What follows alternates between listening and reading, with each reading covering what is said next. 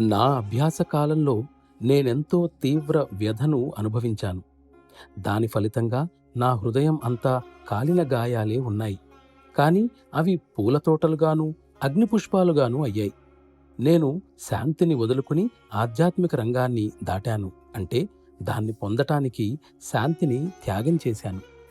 ప్రియ సోదరా, ఒకానొక వ్యక్తి నుండి నిజమైన ఆధ్యాత్మిక లాభాన్ని పొందగలమనే నిజాన్ని తెలుసుకున్నప్పుడు తనకు తానుగా ఆ వ్యక్తికి దాసోహమై అతనికి పూర్తిగా అర్పించుకోవాలి. ఇక్కడ మనం కేవలం ఒక జీవితంలోనే ముక్తిని పొందాలి కాబట్టి కొన్నింటిని భోగాన్ని అనుభవించడం ద్వారాను, మిగిలిన వాటిని దగ్ధం చేయడం ద్వారాను సంస్కారాలను అన్నింటినీ వదిలించుకోవాలి. శరీర వ్యవస్థను నిర్మలం కావించడానికి చాలా నెలలు పడుతుంది. ఈ నిర్మలీకరణ తప్పనిసరిగా అవసరం.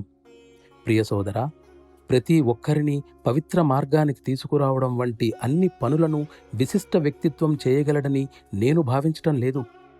శ్రీకృష్ణ పరమాత్మకు కూడా దుర్యోధనుడి మనస్సును సక్రమంగా మార్చటం సాధ్యం కాలేదు. అటువంటి వ్యక్తులు అనేకులు ఇప్పుడు కూడా ఉన్నారు. చివరకు ఆయన మహాభారత యుద్ధాన్ని తీసుకురావలసి వచ్చింది. ఇప్పుడు కూడా యుద్ధాలు, రక్తపాతం వలన ప్రపంచంలో ఎక్కువ భాగం నిర్మానుషం కావడానికి అవకాశం ఉంది.